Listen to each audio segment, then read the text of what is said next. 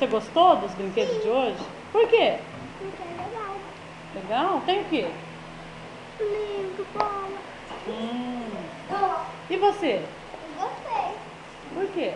Porque sim, é da Mônica. É da Mônica? Uhum. Ah. Será que tem mais brinquedo aqui na sala? Esse brinquedo seu aí faz o quê? Ele tem música? Sim.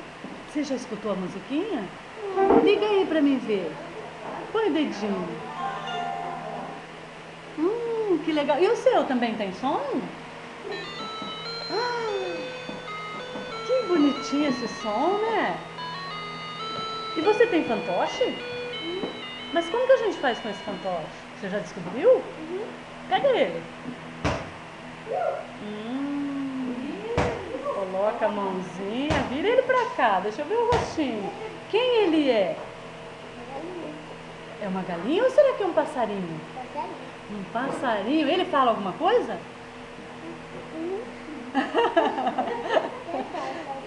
Ele tem uma bocona, um bicão aí, acho que ele fala, né?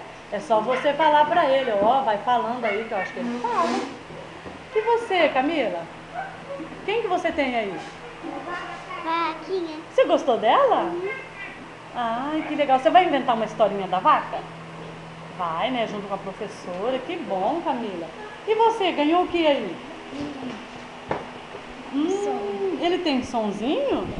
Põe lá pra gente ouvir. Esse macaco é esperto, não é? E essa bolinha, você vai fazer o que com ela? Brincar com quem?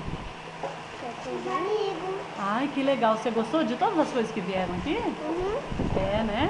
Legal. E você? Também gostei. O que você tem aí? Um dedoche? Sim. E ele é do que? De animaizinhos? Sim. Que bonito esses animais. Vai dar para criar uma historinha? Sim. Ah, que bom. E você? Eu achei ele bonito. Muito bonito? É, realmente, muito bonito. E quem tá ali no cantinho lá? Quem é? É uma galinha?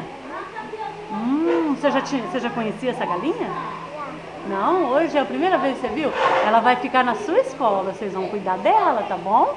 Dá bastante milho pra ela, viu? Então tá, nós terminamos aqui a conversa sobre os brinquedos, né? E aí, quem tá contente aí?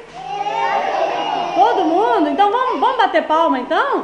Tanto brinquedo bonito, que